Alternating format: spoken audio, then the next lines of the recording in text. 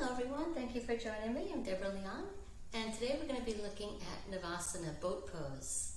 So this pose is really good for strengthening the entire front side of the body, and there are different variations. If this pose ever causes you back pain or causes you pain, please skip it, okay? This might not be the best pose for everybody. If somebody has low back pain, it might not be helpful. So please don't feel like you have to push through pain ever.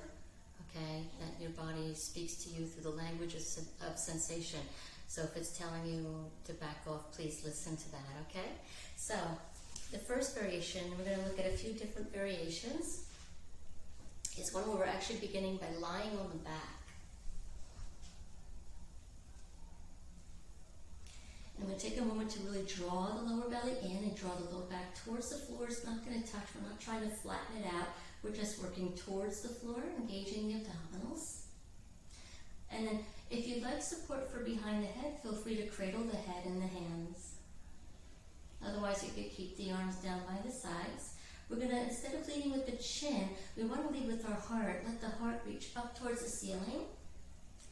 Glue the legs together, draw them towards one another, and then it's lifting the feet just about an inch or so off the floor. Again, if you'd like to have your hands behind your head for some extra support for the neck, feel free to do that. Breathing deeply. And then release. So the next variation will be starting with the knees bent, sitting up, having the hands behind the thighs for a little extra support.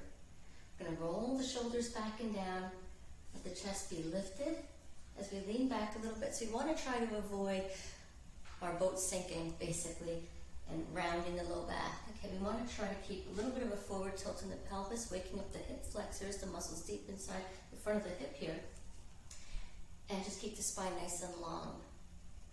And we're going to lean back a little bit and extending one leg. Now you can keep your hands back here behind the thighs for a little extra support to help kind of pull you forward a little bit. Or you can take the arms forward, okay, to about shoulder high. Okay, and then we'll do the other side. So the left leg can extend, the right leg stays bent, and either arms, hands behind the thighs or extended. And then releasing, okay? So now another option, so that was with one leg. And the next option is going to be using both legs, but keeping the knees bent.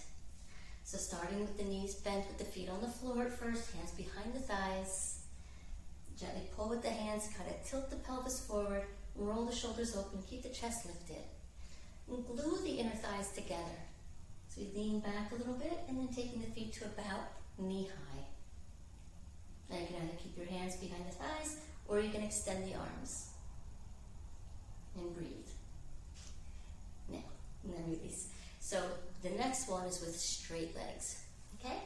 So same thing applies, as we set it up the same way, hands behind the thighs, roll the shoulders open, lift the chest, and lean back a bit, glue the inner thighs together, starting with the knees bent, or if you like, you can straighten the legs, and then having the arms extended forward. So this really strengthens the hip flexors, but it also puts a little bit, for some people, a little bit of stress in the low back. So if it causes you pain, please skip it, okay? There are other things we can do to strengthen these muscles. It's not necessary, okay? So thank you so much, and feel free to let me know if you have any questions, okay? Thanks. Have a great day. Namaste.